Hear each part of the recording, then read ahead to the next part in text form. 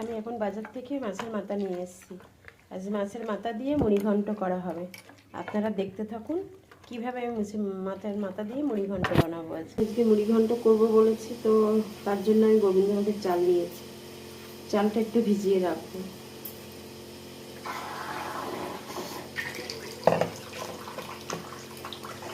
এই মাছটাতে আমি নুন হলুদ মাখাবো।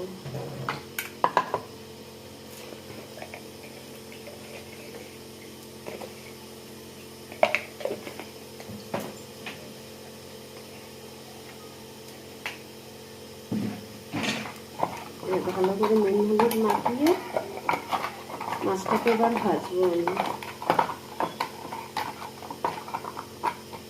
মাছটা নুন হলুদ মাখানো হয়ে গেছে। গোবিন্দভোগের চাল ভিজিয়ে রেখেছি।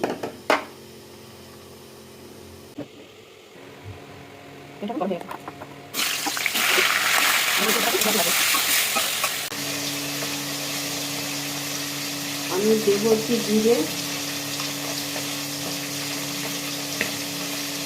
রসুন, আদা একসাথে পেস্ট করবো।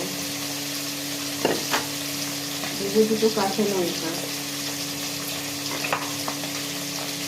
আমার লঙ্কা আদা জিরে পেস্ট করা হয়ে গেছে।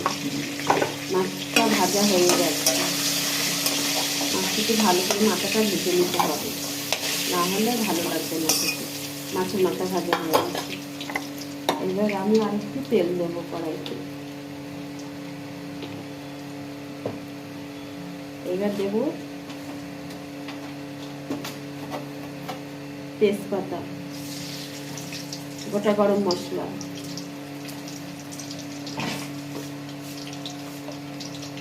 কালো জিরে, ধুয়ে রাখা আলুটা,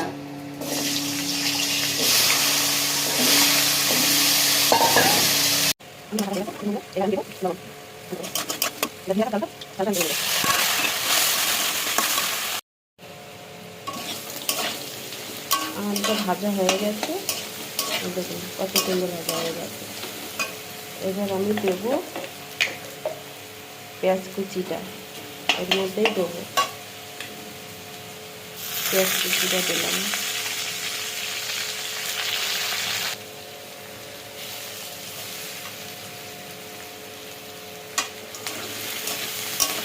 এবার ভাজা ভাজা করবো। এবার দেবো আমি হলুদ গুঁড়ো,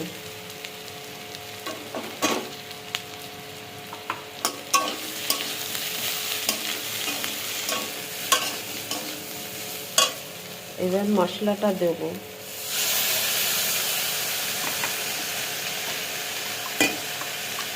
এটা ধুয়ে অল্প করে জল দেবো।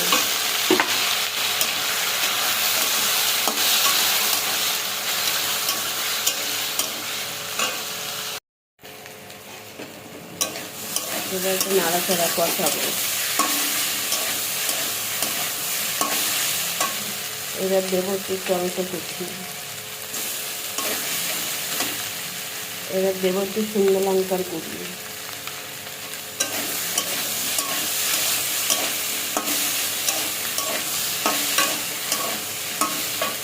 এবার দেবো মাছ ভাজাটা, মাথা ভাজাটা। এবার দিয়ে ভালো করে এটা কষাবো। একটু জল দেবো।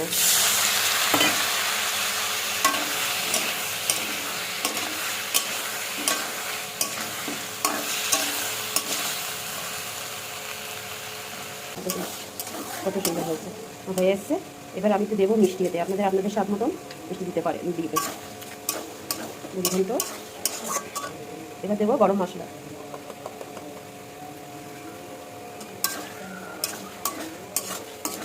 আমার হয়ে গেছে। দেখুন আমি কত সুন্দর মুড়িঘণ্টটা কীভাবে বানালাম।